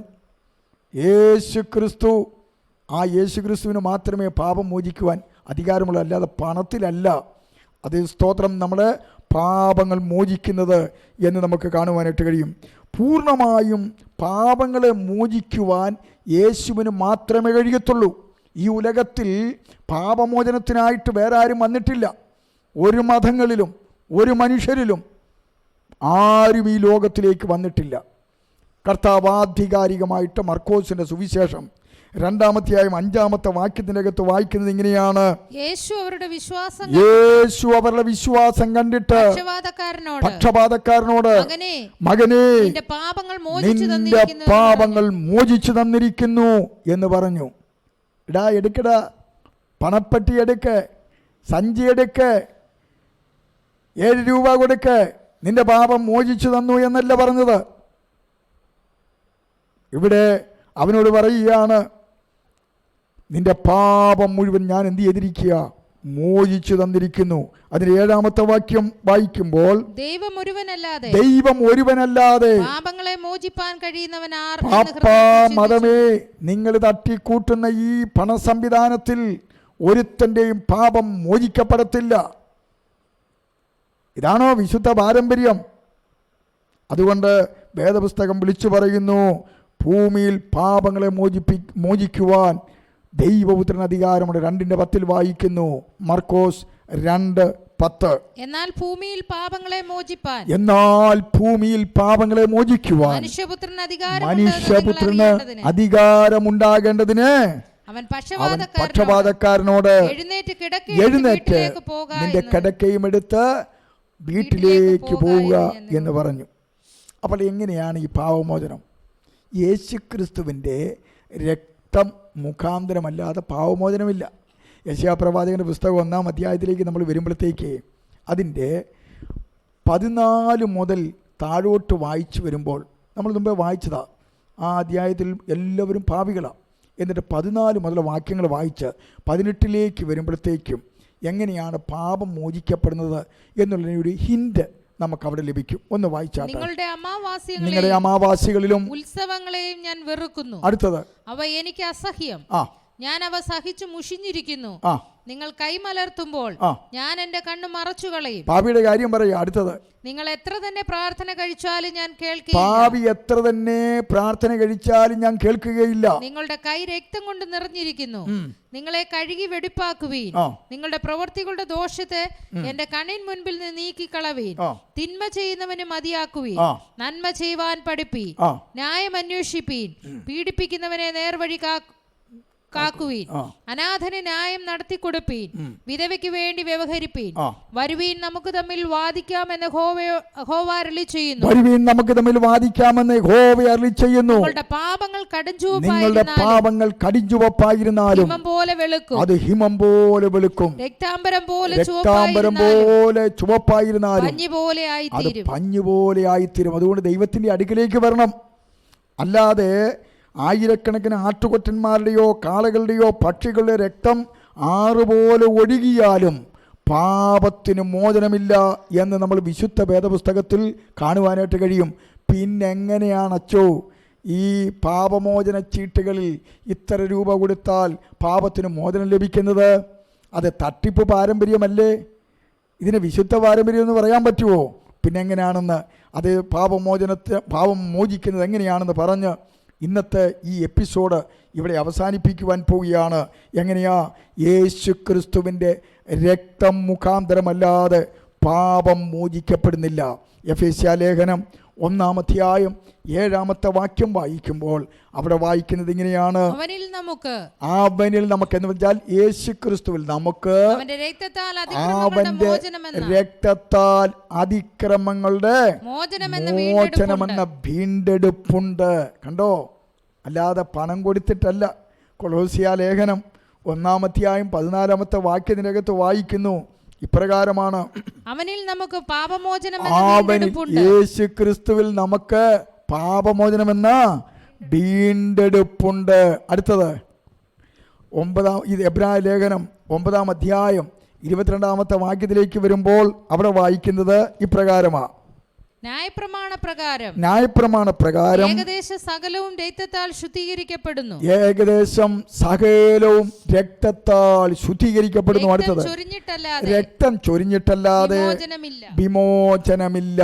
രക്തം ചൊരിഞ്ഞിട്ടല്ലാതെ പാപത്തിന് മോചനമില്ല. അത് കർത്താവായ യേശു ക്രിസ്തുവിൻ്റെ രക്തമാണ് എന്ന് നമുക്ക് കാണുവാനായിട്ട് കഴിയും. കർത്താവായ യേശു ക്രിസ്തു മത്തായിയുടെ സുവിശേഷം 26-ാം അധ്യായം 27-28 വാക്യത്തിനകത്ത് വായിക്കുന്നത് ഇങ്ങനെയാണ്, പറയുന്നത് ഇങ്ങനെയാണ്, പിന്നെ പാനപാത്രമെടുത്ത് സ്തോത്രം ചൊല്ലി അരുളിച്ചെയ്തത് എന്തെന്നാൽ, എല്ലാവരും ഇതിൽ നിന്ന് കുടിപ്പി. അനേകർക്ക് വേണ്ടി പാപമോചനത്തിനായി ചൊരിയുന്ന പുതിയ നിയമത്തിനുള്ള എന്റെ രക്തം. അനേകരുടെ പാപങ്ങളുടെ മോചനത്തിനു വേണ്ടി ചൊരിയുന്ന പുതിയ നിയമത്തിലെ എന്റെ രക്തം. അടുത്തത്, എന്റെ പിതാവിന്റെ രാജ്യത്തിൽ നിങ്ങളോടുകൂടെ പുതിയതായി കുടിക്കുന്നാൾ വരെ ഞാൻ മുന്തിരിവള്ളിയുടെ ഈ അനുഭവത്തിൽ നിന്ന് ഇനി കുടിക്കുകയില്ല എന്ന് ഞാൻ നിങ്ങളോട് പറയുന്നു. ഇത് വായിക്കുന്ന ആളുകളെങ്കിലും മനസ്സിലാക്കണം, ഈ വിശുദ്ധ പാരമ്പര്യത്തിൻ്റെ അകത്തുണ്ടായിരുന്നതാണല്ലോ പാപമോചന ചീട്ട്. അതൊക്കെ പറയുമ്പോഴത്തേക്ക് ഒരു അറപ്പും ഒരു വെറുപ്പും ഒക്കെ തോന്നണ്ടേ അച്ഛാ? അതൊന്നുമില്ലാതെ ചുമ്മാ തട്ടിവിടുക. നോക്കൂ, യേശു ക്രിസ്തുവിൻ്റെ രക്തം മുഖാന്തരമല്ലാതെ പാപമോചനമില്ല. 1 യോഹന്നാൻ്റെ ലേഖനം അതിൻ്റെ 1-ാം അധ്യായം 7-ാമത്തെ വാക്യവും 9-ാമത്തെ വാക്യത്തിൻ്റെ അകത്തും വായിക്കുന്നത് ഇപ്രകാരമാണ്: അവൻ വെളിച്ചത്തിൽ യേശു ക്രിസ്തു വെളിച്ചത്തിൽ ഇരിക്കുന്നത് പോലെ നാം വെളിച്ചത്തിൽ നടക്കുന്നുവെങ്കിൽ നമുക്ക് തമ്മിൽ കൂട്ടായ്മയുണ്ട്. അവന്റെ പുത്രനായ യേശുവിന്റെ രക്തം സകല പാപവും പോക്കി നമ്മളെ ശുദ്ധീകരിക്കുന്നു. ഇങ്ങനെ ശുദ്ധീകരിക്കപ്പെട്ടവർ പിന്നെ പാപം ചെയ്യാൻ പാടില്ല. 1 യോഹന്നാൻ്റെ ലേഖനം അതിൻ്റെ 3-ാം അധ്യായം 4-ാമത്തെ വാക്യം അവിടെ വായിക്കുന്നത് ഇങ്ങനെയാണ്: പാപം ചെയ്യുന്നവനെല്ലാം അധർമ്മം ചെയ്യുന്നു. പാപം അധർമ്മം തന്നെ. പാപങ്ങളെ നീക്കുവാൻ അവൻ പ്രത്യക്ഷനായി. അവനിൽ പാപമില്ല. അവനിൽ വസിക്കുന്നവനാരും പാപം ചെയ്യുന്നില്ല. പാപം ചെയ്യുന്നവനാരും അവനെ കണ്ടിട്ടില്ല, അറിഞ്ഞിട്ടുമില്ല. കുഞ്ഞുങ്ങളെ ആരും നിങ്ങളെ തെറ്റിക്കരുത്. അപ്പം പാപം ചെയ്യുന്നവരാരും അവനെ കണ്ടിട്ടില്ല, അറിഞ്ഞിട്ടില്ല. അച്ഛൻ പറഞ്ഞല്ലോ, ഞങ്ങൾ യേശുവിനെ കണ്ടു. 1 യോഹന്നാൻ 1-ന്റെ 1-ാമത്തെ വാക്യമെടുത്ത് ഞങ്ങൾ കണ്ടു, അതുകൊണ്ട് ഞങ്ങൾ വിഗ്രഹങ്ങളെ ആരാധിക്കും. മറുപടി അച്ഛൻ ചൊല്ലുന്നുണ്ടോ? 50 പ്രാവശ്യം നന്മ നിറഞ്ഞ മറിയമേ നിനക്ക് സുസ്തിയെന്നും പറഞ്ഞങ്ങോട്ട് തുടങ്ങിയിട്ട് പരിശുദ്ധ മറിയയോടുള്ള പ്രാർത്ഥനയിൽ ഇപ്രകാരമല്ലേ പ്രാർത്ഥിക്കുന്നത്: ഞങ്ങളുടെ കടക്കാരോട് ഞങ്ങൾ ക്ഷമിച്ചതുപോലെ, പരിശുദ്ധ മറിയമേ തമ്പുരാൻ്റെ അമ്മേ, പാപികളായ ഞങ്ങൾക്ക് വേണ്ടി എപ്പോഴും ഞങ്ങളുടെ മരണസമയത്തും തമ്പുരാനോട് അപേക്ഷിച്ചു കൊള്ളണമേ. അച്ഛാ, ഇതിൻ്റെ അർത്ഥം എന്തുവാ? ജനിക്കുന്നത് പാപത്തിൽ, ജീവിക്കുന്നത് പാപത്തിൽ, മരിക്കുന്നത് പാപത്തിൽ. വാക്യം കിടക്കുന്നു.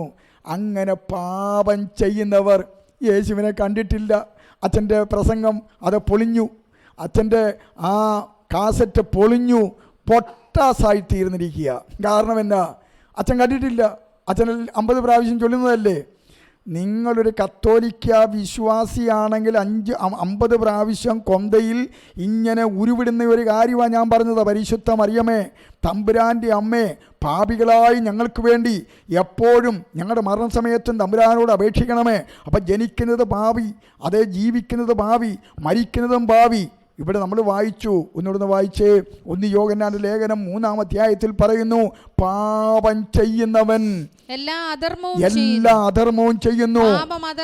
പാപം അധർമ്മം തന്നെ. പാപങ്ങളെ നീക്കുവാൻ അവൻ പ്രത്യക്ഷനായി എന്ന് നിങ്ങൾ അറിയുന്നു. അവനിൽ പാപമില്ല. അവനിൽ വസിക്കുന്നവരാരും പാപം ചെയ്യുന്നില്ല. ചെയ്യുന്നവനാരും അവനെ കണ്ടിട്ടില്ല. അയ്യോ, പൊളിഞ്ഞല്ലോ. 1-ാമത്തെ വാക്യം, അതേ സ്തോത്രം, അച്ഛനെ പൊളിച്ച് അടിച്ച് തകർത്തു കളഞ്ഞു. അതുകൊണ്ട് ഇനി പറയരുത് ഞങ്ങൾ കണ്ടതുകൊണ്ട് ആ വിഗ്രഹത്തെ ഉണ്ടാക്കുന്ന പറയരുത്. ഈ 50 പ്രാവശ്യം പാപിയാണെന്ന് ചെല്ലുന്ന അങ്ങ് അതേ ഇപ്രകാരം ഈ വാക്യത്തിൽ പറയുന്നു, അതേ പാപം ചെയ്യുന്നവൻ എൻ്റെ കർത്താവിനെ കണ്ടിട്ടില്ല. അടുത്തതും കൂടെ വായിച്ചു. കുഞ്ഞുങ്ങളെ ആരും നിങ്ങളെ തെറ്റിക്കരുത്. അവൻ നീതിമാനായിരിക്കുന്നത് പോലെ നീതി ചെയ്യുന്നവൻ നീതിമാനാകുന്നു. പാപം ചെയ്യുന്നവൻ പിശാചിന്റെ മകനാകുന്നു. ആരുടെ മകനാ? 50 പ്രാവശ്യം ചൊല്ലുന്ന അച്ചോ, ഞാൻ പറയുകയല്ല.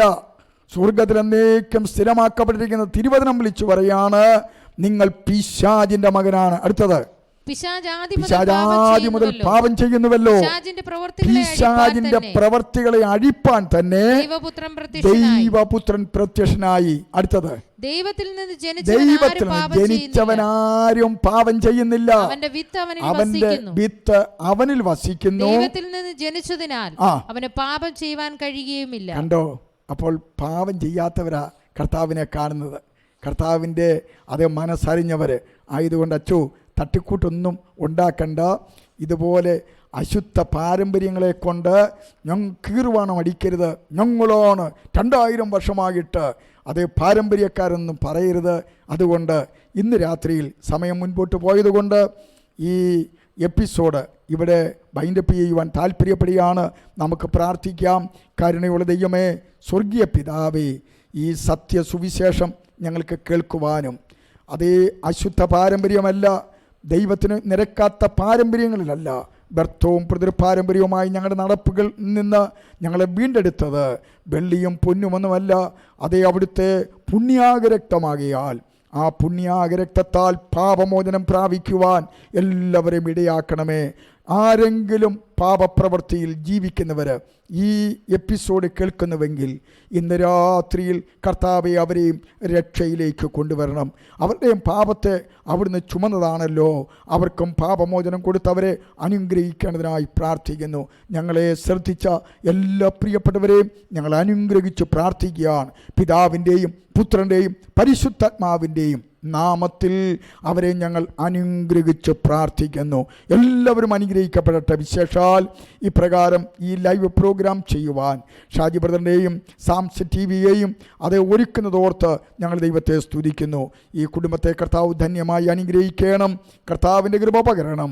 എല്ലാവരും അനുഗ്രഹിച്ചാട്ട് പ്രാർത്ഥന കേട്ടതിനായി സ്തോത്രം. യേശു ക്രിസ്തുവിൻ്റെ നാമത്തിൽ തന്നെ. അടുത്ത